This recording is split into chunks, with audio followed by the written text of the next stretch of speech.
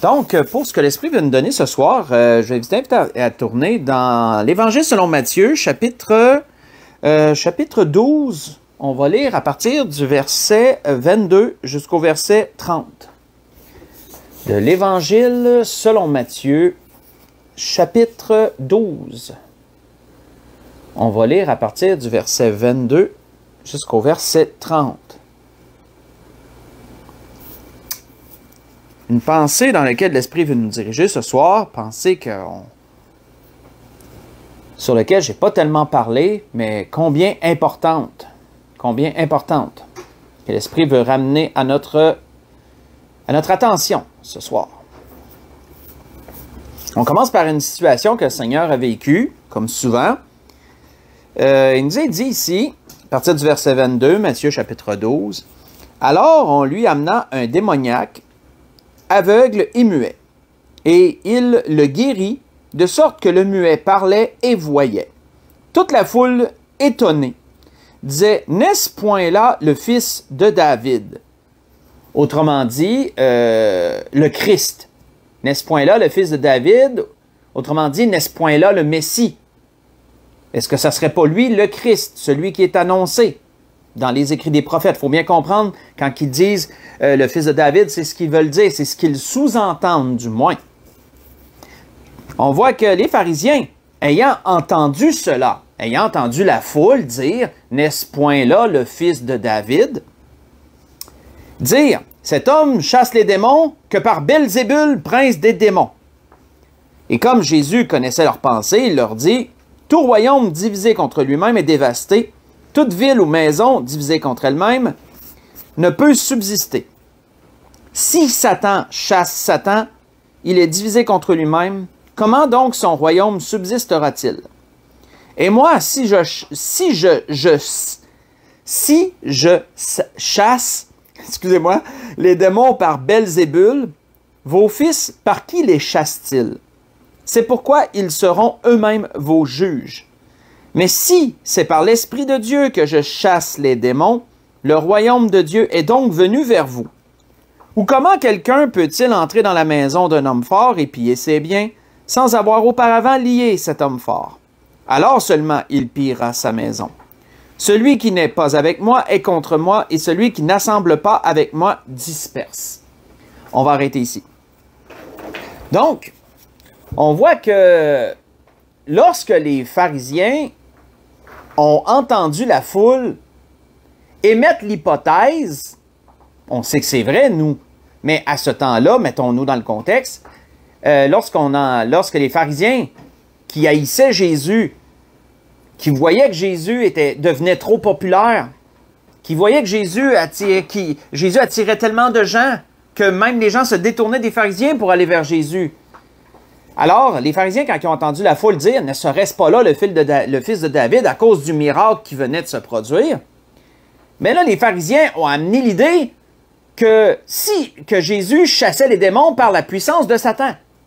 Donc, il guérit par Satan, et c'est pour ça, dans le fond, qu'il ne peut pas être le Messie. C'était la pensée que les pharisiens voulaient amener. Non, ça ne peut pas être lui. C'est par le démon, c'est par Satan qui chasse ces démons-là. C'est par Satan qui guérit. Quelque chose qu'on le sait de totalement absurde, insensé, blasphématoire. C'était blasphématoire de dire ça. Parce que c'était la puissance du Saint-Esprit qui agissait à travers Jésus dans toutes ces choses. Donc, mais Jésus a gardé son calme. Jésus, calmement, a voulu amener, d'après leur logique, là, il a pris un peu ce qu'eux autres ont donné, ce qu'eux autres ont dit, puis le Seigneur leur virait pour amener une logique implacable sur la division. Le Seigneur a amené le point très clairement que ce qui est divisé ne peut pas subsister. Ce qui est divisé va se détruire. Ça va se détruire. Et donc, le Seigneur, en amenant cette logique implacable, un peu va contrecarrer leur dire, en disant que Satan, s'il est divisé contre lui-même, son royaume ne pourra pas subsister. Il va finir par se détruire. Il va finir par se détruire lui-même. Mais l'Esprit veut nous faire analyser ce soir cette pensée que le Seigneur a amenée à propos de la division. les conséquences de la division, entre autres choses. Que la division amène la destruction. On voit que, premièrement, pour bien comprendre la pensée, ce qui est particulier à travers cela, c'est que les pharisiens étaient bien mal placés concernant la division parce qu'ils étaient profondément divisés avec un autre groupe. Un autre groupe qui partageait un peu la sphère d'influence pour l'enseignement du peuple, c'était les Sadducéens. Les pharisiens et les Sadducéens étaient, à ce temps-là, les deux groupes religieux qui enseignaient le peuple. D'ailleurs, le Sanhédrin, qui était le comité de juges pour juger des cas, était composé et de Sadducéens et de pharisiens, pour vous donner un peu l'idée de la chose. Mais les pharisiens étaient majoritaires. C'était surtout les pharisiens qui exerçaient l'enseignement direct, mais les Sadducéens avaient quand même une certaine influence, et les deux groupes composaient le Sanhédrin. Sauf que les pharisiens et les Sadducéens étaient profondément divisés entre eux, sur bien des points. Donc, c'est intéressant que le Seigneur leur ramène ça à propos de la division. Vous allez voir pourquoi. Une pensée quand je méditais sur ça, pour nous montrer un peu comment les Sadducéens et les pharisiens arrivaient à fonctionner ensemble malgré leur division profonde. Comment ils arrivaient à fonctionner ensemble. L'Esprit m'a amené dans une image, dans quelque chose qui a été mentionné à Daniel. Faites juste écouter, je vais vous amener juste une portion des révélations que Daniel a reçues, que le prophète Daniel a reçues, mais vous allez voir que ça donne pas mal le ton, ça dit pas mal qu'est-ce que ces deux groupes-là, comment ces deux groupes-là arrivaient à subsister ensemble malgré leur division. Qu'est-ce qui avait été dit à Daniel à propos de la quatrième bête?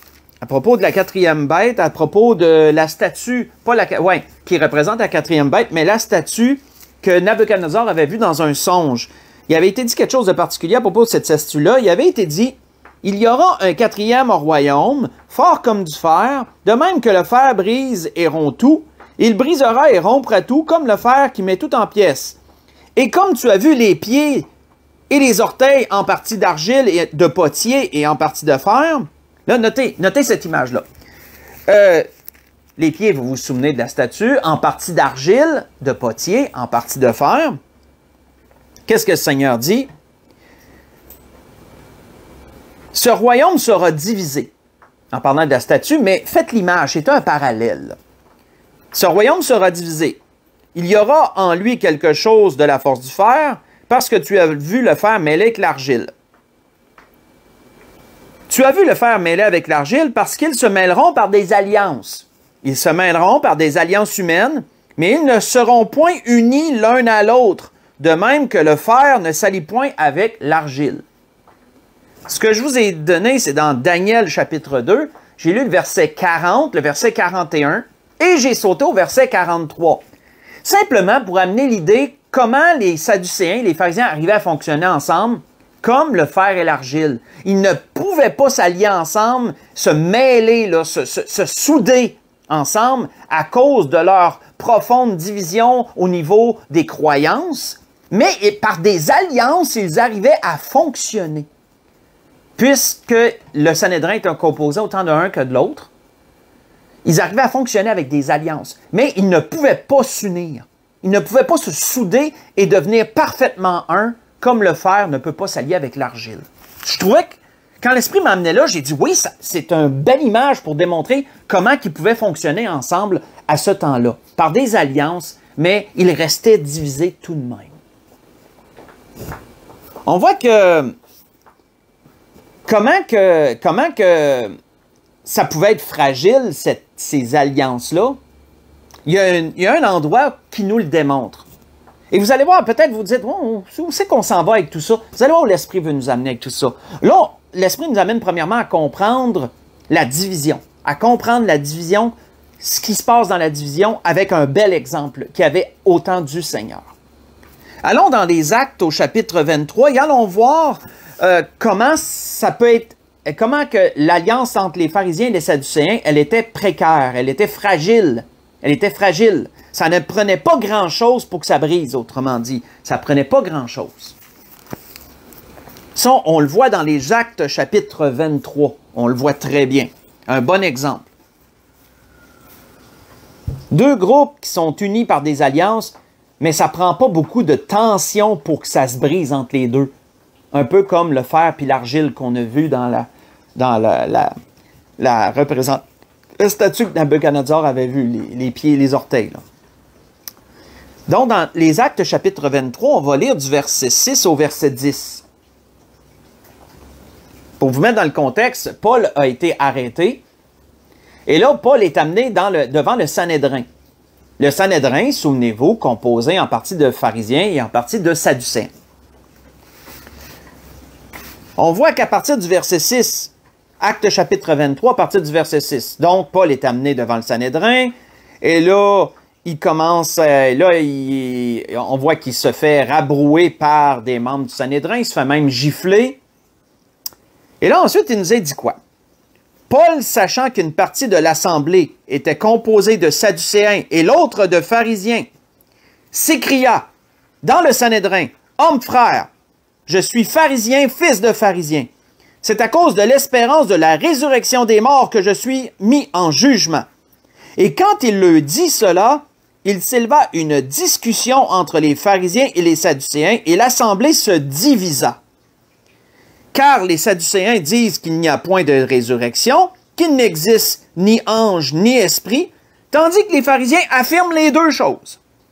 Il y eut une grande clameur, et quelques scribes du parti des pharisiens s'étant levés, engagèrent un vif débat, et dirent, « Nous ne trouvons aucun mal en cet homme. Peut-être un esprit ou un ange lui a-t-il parlé. » Et comme la discorde allait croissant, le tribun, craignant que Paul ne soit mis en pièces par ces gens, fit descendre les soldats pour l'enlever du milieu d'eux et le conduire à la forteresse.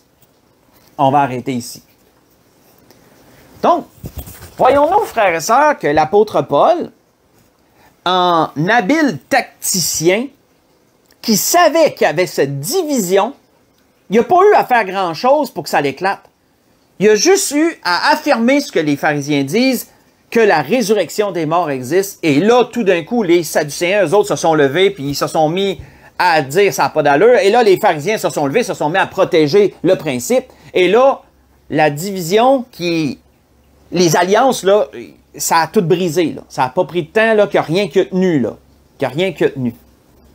Qu'est-ce qu'on observe que la division elle a causé ici? J'ai noté 4 points intéressants. Premièrement, on voit que la division a amené tout de suite les deux groupes. A amené les deux groupes à s'identifier. Le groupe des pharisiens et le groupe des sadducéens se sont tout de suite rangés chacun de leur côté. C'est ça que ça amène, premièrement, la division. Ça l'amène des groupes. Ça l'amène des regroupements. On voit qu'ensuite, ça l'a amené des discussions, des vives discussions. Parce que là, l'émotion s'est mise à embarquer. Un dit une chose, l'autre dit l'autre chose, l'autre enchérit, l'émotion embarque là-dedans. C'est pourquoi qu'il nous est mentionné qu'il y a eu de vives discussions. Mais on voit que les vives discussions se sont transformées. Ça a monté de ton, là. On voit qu'il nous est parlé, encore dans ce qu'on a lu, et il nous est parlé même de discorde. Et je ne sais pas si vous l'avez déjà recherché dans le dictionnaire, mais la discorde, c'est pas quelque chose de léger comme chose, là. La discorde, là, c'est une divergence d'opinion, c'est une divergence qui va même jusqu'à la haine et à la violence. C'est ça que ça veut dire, la discorde. Quand il y a de la discorde, c'est pas juste doux, c'est pas doux, là. Quand il y a de la discorde, ça va jusqu'à la haine et à la violence à cause des divergences d'opinion, là. Donc, on voit que quand la Bible nous dit qu'il y a eu de la discorde, c'était rendu violent, là. Là, c'était rendu quasiment, on pourrait s'imaginer quasiment au cou, là. Rendu là, quasiment, là. Puis c'est pas pour rien qu'ils ont eu peur pour Paul, ils ont eu peur qu'il soit mis en pièces. C'est quoi être mis en pièces, là? C'est d'être tué, là. C'est d'être mis en pièces, c'est d'être tué d'une certaine façon, là. Lapidé ou autre, là. Mais ils ont eu peur que Paul soit mis en pièces, puis ils l'ont retiré de là, pour vous dire comment ça avait dégénéré, là. Puis, la dernière chose que j'ai notée, c'est qu'on voit qu'au final, la raison pour laquelle ils s'étaient réunis, là, elle a éclaté, là. On dirait qu'ils ne se souvenaient même plus qu'il y avait un procès, là. Les pharisiens et les sadducéens, on dirait qu'ils avaient oublié la raison pour laquelle ils étaient rendus là. Mais ça, frères et sœurs, ces choses-là, c'est ça que ça amène, la division. La division amène tous les points qu'on vient de voir, et même d'autres encore. Et Paul a su exploiter ça à son avantage. Mais si on revire la situation de bord, frères et sœurs, comprenons que Satan, lorsque Satan voit qu'il y a de la division, il saura exploiter, tout comme Paul le fait, Satan saura exploiter ça à son avantage et amener à peu près les mêmes choses qu'on vient de voir ici. Amener à peu près les mêmes choses.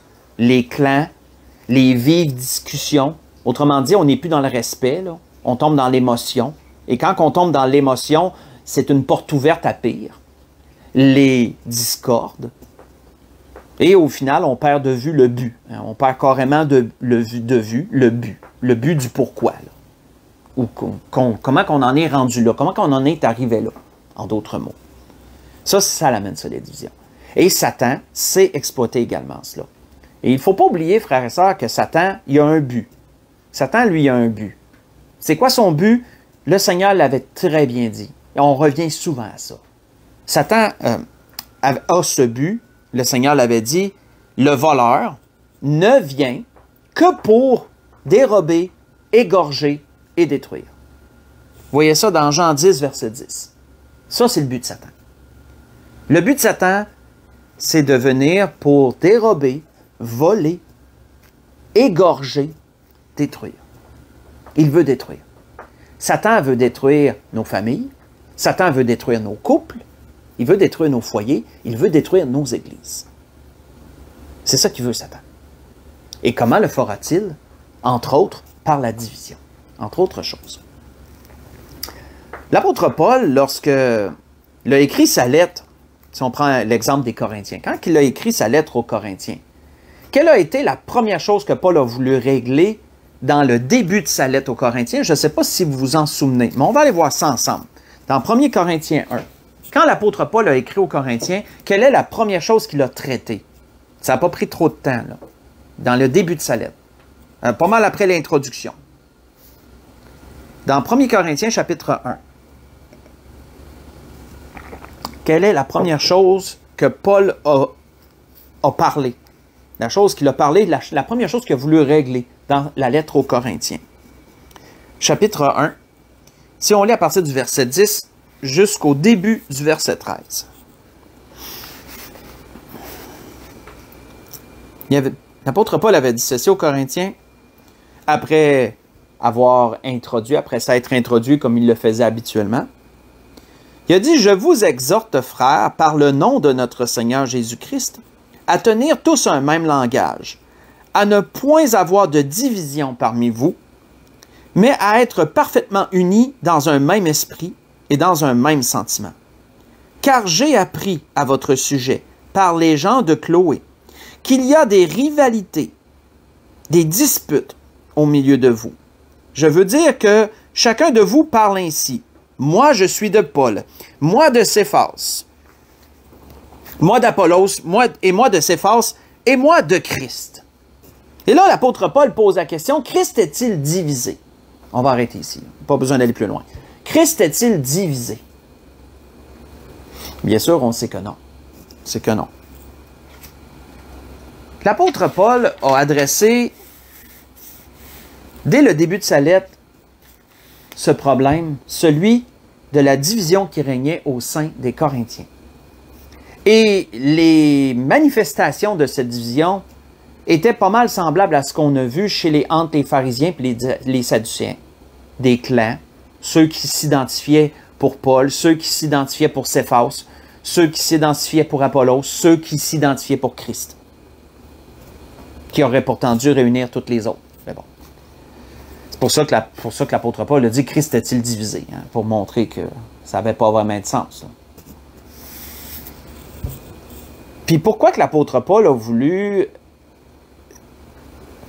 identifier ce problème-là en premier puis le régler? Mais c'était pour pas que l'Église finisse par se détruire en bout de ligne. C'était pour que l'Église ne se détruise pas, qu'elle puisse continuer à subsister. Parce que c'est ça que ça amène, les divisions. On voit que l'apôtre Paul en avait parlé également à une autre église qui avait ce problème. 2 églises, entre autres, qu'on voit dans la parole qui avaient ce problème. Et qu'a-t-il dit à l'autre église? Il a dit à cette autre église, « Frères, vous avez été appelés à la liberté, mais seulement ne faites pas de cette liberté un prétexte pour vivre selon la chair. Mais rendez-vous par amour, serviteurs les uns des autres, car toute la loi est accomplie dans une seule parole, celle-ci, tu aimeras ton prochain comme toi-même. Mais si vous vous mordez et vous vous dévorez les uns les autres, prenez garde que vous soyez détruits les uns par les autres. » L'apôtre Paul disait cela à l'église de Galate, à l'église aux Galates, dans le chapitre 5, verset 13 au verset 15. Si vous vous mettez à vous mordre les uns les autres, ne soyez pas surpris que vous allez être détruits les uns par les autres, parce que c'est ça que ça l'amène, la division. C'est ça que ça l'amène. Et comme on a dit, Satan sait exploiter cela lorsqu'il le voit, lorsqu'il voit ça. Il sait l'exploiter. Et comme je l'ai mentionné, c'est pas seulement pour les églises. Satan sait l'exploiter pour nos familles, il sait l'exploiter pour nos couples, il sait l'exploiter pour toutes les situations où nous sommes unis, où les gens sont unis, d'une façon ou d'une autre. On voit que faut se souvenir de ce que le Seigneur avait déclaré.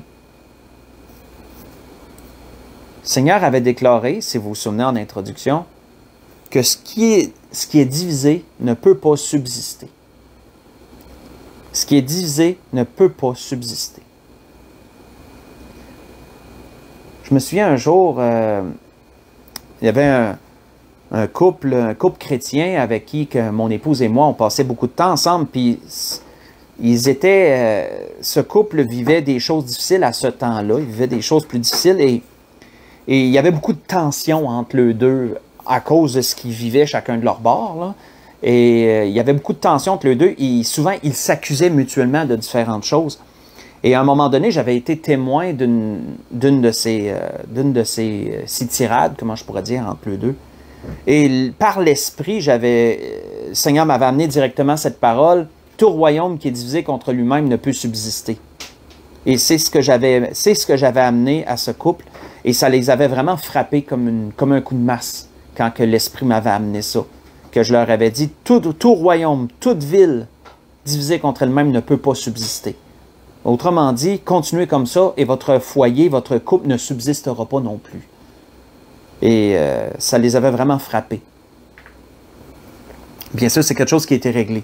Mais bon, l'Esprit m'amenait cette anecdote-là comme ça. Là. Le Seigneur m'avait permis s'était servi de cette parole pour leur parler en ce sens. Mais maintenant, ce qu'il faut prendre en considération à travers ces choses, c'est comment qu'on peut régler ça. Comment qu'on peut régler ça? Parce qu'il faut régler ça. Il faut régler ça. Et la première des choses, pourquoi faut-il régler la division? C'est à cause de ce que ça fait. Qu'est-ce que ça fait, premièrement, la division? Mais on voit que l'apôtre Paul avait dit aux Éphésiens ceci, « Ne donnez pas d'accès au diable. » Juste ça, dans Éphésiens 4, verset 27. Hein, « Ne donnez pas d'accès au diable. » C'est exactement ce que la division fait, elle donne un accès. Quand vous êtes divisé dans votre foyer, ça donne un accès au diable. Quand vous êtes divisé dans votre couple, ça donne un accès au diable. Et s'il y a division dans l'Église, ça donne un accès au diable. Et il faut fermer la brèche, il faut réparer la brèche, il faut fermer cet accès-là. On ne peut pas donner d'accès au diable. On ne peut pas donner d'accès au diable. Et donc, comment régler cela? Ben, revenons à ce que Paul avait dit aux Corinthiens, qu'on a lu dans 1 Corinthiens 1. Qu'est-ce que l'apôtre Paul leur avait dit? L'apôtre Paul leur avait dit, « Tenez tous un même langage. » Tenez tous un même langage. Ayez tous un discours similaire, en d'autres mots, qui se ressemblent. L'apôtre Paul leur avait dit aussi d'être unis dans un même esprit. On peut avoir des divergences d'opinion, mais il faut se rallier sur une pensée commune. Il faut se rallier sur une pensée commune. Il leur avait dit aussi, soyez unis dans un même sentiment. Encore là, c'est sûr qu'on est des êtres humains, on ne pense pas tous pareil. Puis on n'a pas toutes les mêmes émotions et les mêmes sentiments. Mais il faut se rallier à un sentiment commun. Il faut se rallier à quelque chose de commun. De sorte qu'on peut être unis par un même esprit, on peut être unis par un même sentiment. Et l'apôtre Paul, ailleurs,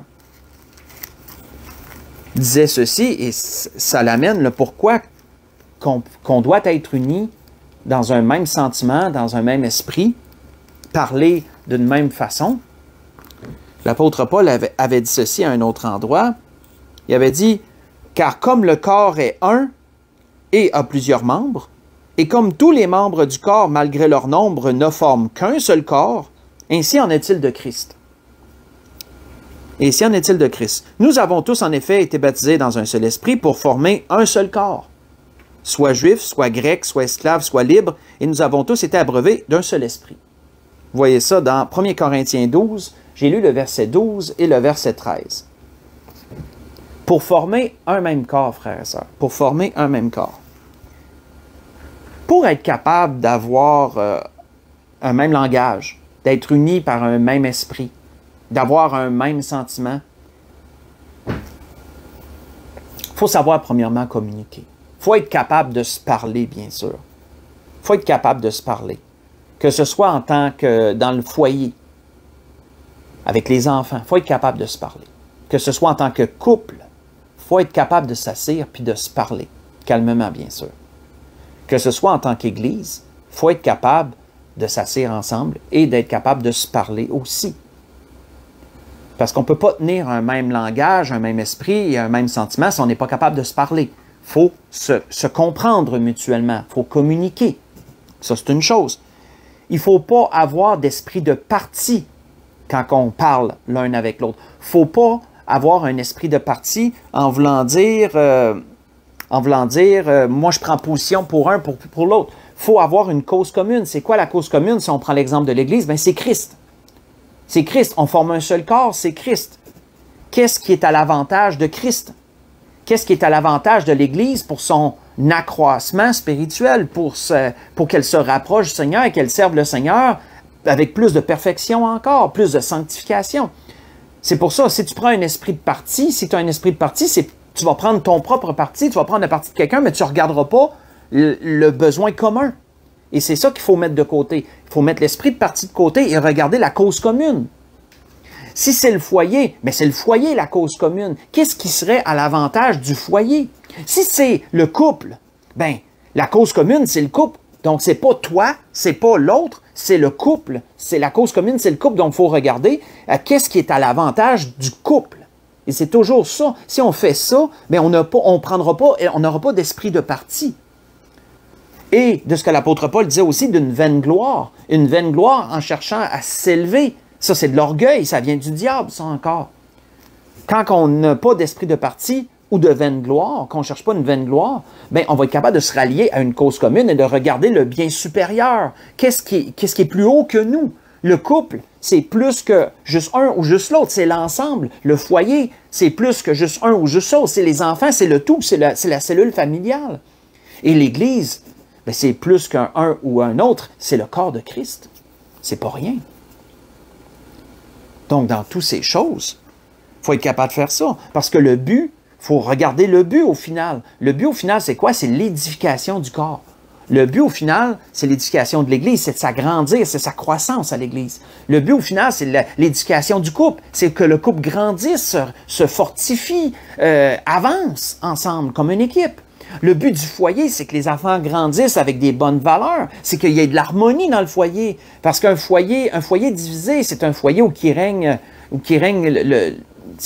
pas une bonne atmosphère. Et c'est dur de bien grandir dans un foyer qui est tout divisé. Mais quand que le foyer est uni, il y a quand même une belle atmosphère, malgré parfois les petites tensions qu'il peut y avoir. Mais en général, il y a quand même une belle atmosphère. Et c'est ça le but. C'est ça le but. C'est l'édification, c'est la cause commune, c'est le noyau, c'est le corps. C'est le corps. Et dans tous les sens, frères et sœurs, il faut traiter la division lorsqu'il y en a. Et c'était ce que l'Esprit voulait nous rappeler ce soir. À travers toutes ces vues que l'Esprit a, c'était ce qu'il voulait nous rappeler ce soir.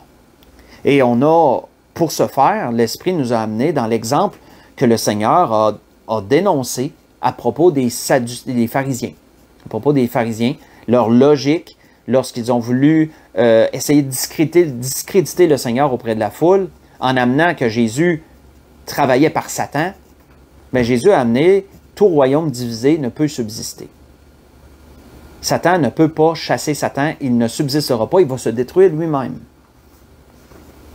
Et donc, ça n'a aucun sens. On a vu que les Sadducéens, les pharisiens, avaient des divisions profondes, puis même s'ils s'unissaient avec des alliances, mais ça ne prenait pas une grosse tension pour que ça brise. Mais c'est la même chose dans les foyers, c'est la même chose dans les couples.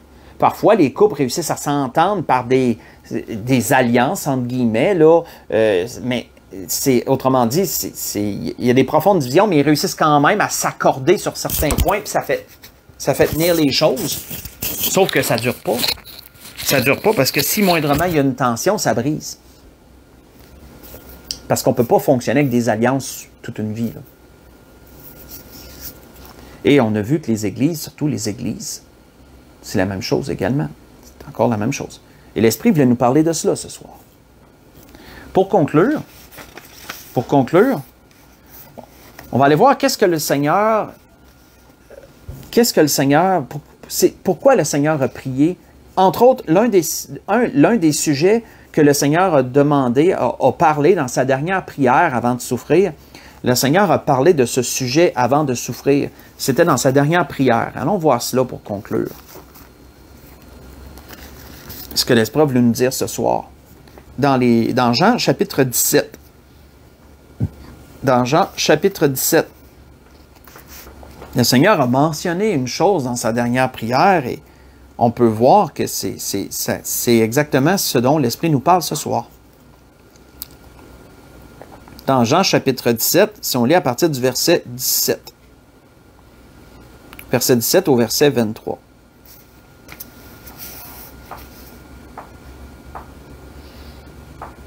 On voit qu'il est dit, le Seigneur disait, « Sanctifie-les par ta vérité, ta parole est la vérité. » On sait que le Seigneur s'adresse à notre Père, à son Père, à lui aussi. « Comme tu m'as envoyé dans le monde, je les ai aussi envoyés dans le monde. Je me sanctifie moi-même en eux, pour eux, afin qu'eux aussi soient sanctifiés par la vérité. Ce n'est pas pour eux seulement que je prie, mais encore pour ceux qui croiront en moi par leur parole. » Et notez la suite. « Afin que tous soient un. » Ça, c'est quoi? C'est d'être unis, ça. C'est pas d'avoir de division, là. C'est d'être unis. « Afin que tous soient un. Comme toi, Père, tu es en moi, et comme moi, je suis en toi. » Si Jésus est dans le Père et le Père est en lui, on se comprend, il n'y a pas de division entre les deux. Ils sont parfaitement un. Et c'est ça que le Seigneur disait. « Afin qu'eux aussi soient un en nous, pour que le monde croie que tu m'as envoyé. Je leur ai donné la gloire que tu m'as donnée, afin qu'ils soient un, comme nous sommes un. » Voyons-nous que le Seigneur, dans sa prière, son désir le plus cher était que les enfants de Dieu soient unis, qu'il n'y ait pas de division, qu'ils soient unis, qu'ils soient un, comme lui et son Père étaient un. Ils sont un. Moi en eux, dit-il au verset 23, et toi en moi, afin qu'ils soient parfaitement un, et que le monde connaisse que tu m'as envoyé et que tu les as aimés comme tu m'as aimé. On va arrêter ici. Le Seigneur, frères et sœurs, a voulu que l'unité règne parmi les siens. Pourquoi? Parce que ça rend gloire à Dieu. Ça, là, ça devrait être le but suprême au-dessus de tous les buts qu'on a, c'est que Dieu soit glorifié, que Dieu soit élevé dans nos vies, que nos vies soient un témoignage de gloire à la gloire de Dieu. Ça devrait être notre but suprême, ça, à chacun. Et comment que Dieu est-il glorifié? Dieu est glorifié à travers l'unité. Dieu est glorifié à travers l'unité. Le but suprême devrait être de chercher la gloire de Dieu avant toute chose. Et c'était ça que le Seigneur mentionnait dans sa dernière prière. Ce qu'il désirait, c'est qu'il y ait l'unité chez les siens pour que Dieu soit glorifié. Mes frères et sœurs, ainsi, il en va de même. Il en va de même pour nos foyers, parce que les foyers, ça vient de Dieu. Il en va de même pour nos couples, parce que c'est la base. Le couple vient de Dieu. C'est Dieu qui a formé le premier couple, Adam et Ève. Le couple vient de Dieu. C'est par le couple que la famille se développe. Et c'est à travers des familles qu'il y a des églises qui se développent. Car ça prend des familles pour intégrer ces églises-là. Donc, voyons dans toutes ces choses, l'unité rend gloire à Dieu. Elle élève le nom de Dieu. Mais la division va plutôt rabaisser le nom de Dieu, malheureusement. Et Satan sait exploiter ces choses, et c'est ça qu'on ne veut pas. C'est ça qu'on ne veut pas. Et c'était ça que l'Esprit voulait nous dire ce soir. Donc, dans toutes ces choses, je voudrais vous souhaiter à tous et à toutes un bon restant de semaine. Que le Seigneur vous bénisse, que le Seigneur vous dirige et vous conduise en toutes choses. Pour l'Église de l'Espérance, on va se dire à dimanche prochain. Et sinon, je vous souhaite un bon restant de semaine. Soyez bénis, soyez tous bénis. Bonne soirée.